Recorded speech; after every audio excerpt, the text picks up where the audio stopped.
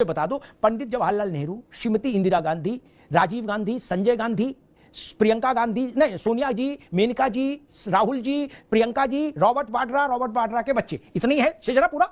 इनमें से एक भी कभी गया रामलला के दर्शन करने? मुझे बता दो, मैं सिर झुका प्रणाम कर लूंगा आपको। नहीं, बाकी किस्सा कहानी में अवसर नहीं दूंगा, भाषण के लिए अवसर नहीं दूंगा। मुझे हाँ नाम जवाब देना हो तो माइक दे दूं। अभी के नेहरू जी गए थे आपको पता नहीं, इंदिरा जी वहां गई थी पता नहीं, पोछा चढ़ा के आई थी आपको पता नहीं, दिया जला के आई थी देसी घी का। एक आदमी बता दो जो गए। अब आज आप कह रहे हो बच्चा बच्चा राम का जन्मभूमि के काम का, गजब आप गजब बात कर रहे हो। मुझे बता दो, और मैं मोतीलाल नेहरू को बीच में लाना नहीं चाहता, नहीं उनका भी नाम जोड़ दूं, मुझे कितनी देर लग रही, वहीं से शुरू कर लो। उससे आगे का तो आपको भी नहीं पता, आप कभी नहीं गए दुनिया में, गए आप वहां नहीं गए। बाबर की कब्र तक गए हो? बाबर की कब्र तक, वहां क्या था? वहां गुलगुले बट रहे थे। बाबर की कब्र पर गुलगुले बट रहे थे, क्या खाने जाते थे? ये मैं नहीं कह रहा हूं, किताबें कह रही हैं। बाबर की कब्र पर गुलगुले खाने जाते थे क्या आप लोग? रामलला क्यों हो, माथा टेकने के अवसर नहीं।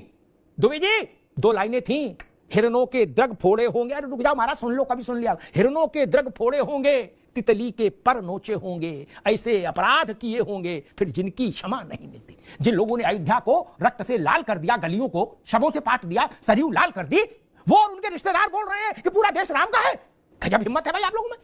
चालान कटा, एसके दुबे को जेल क्यों भेजा? तो इनका जुर्म वाले कॉलम में लिखा गया जय श्री राम का नारा लगाया, इसी उत्तर प्रदेश में। लेकिन मैं फिर भी एक बात कहूंगा, 100 साल में नेहरू परिवार को टाइम ही नहीं मिला, अभी तक उसका समय नहीं आया है।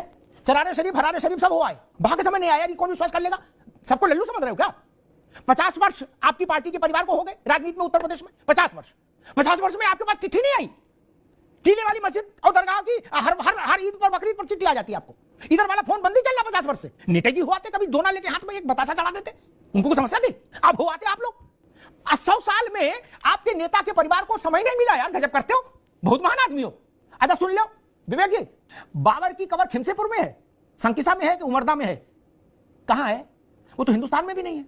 वहां कौन जाता, कौन गया, किसकी पीढ़ियां गई और क्या कहने करने गई, चादर चढ़ा के क्या बोले, कौन लोग थे मुझे पता नहीं। मैं आप ज्ञानवर्धन करना चाहता हूं। अरे जिन्ना की कब्र पर दुनिया जानती है, अडवाणी गए। मैं आपसे सुनना चाहता हूं आपके बड़े बूढ़े कौन थे जो उसकी कब्र पर जाते रहे, हर बार फातिहा पढ़ते रहे बाबर की कब्र पर? मैं जानना चाह रहा हूं। रुक जाओ, जिन्ना के तो अम्मा पापा और ससुराली सब हिंदू थे। जिन्ना कोई 10 पीढ़ी पुराने मुसलमान थोड़े न थे, और वो तो सूअर का मांस भी खाते थे, दारू भी पीते थे बेहतरीन, और सिगारेट भी पीते थे, ये तो सब जानते ही हो। मैं पूछ रहा हूं बाबर भाईजान का, बाबर भाईजान की दरगाह पर कौन जाता है, उनका ताबीज कौन मानता है? ये भी तो एटा टापा फरुखाबाद का आदमी जाने।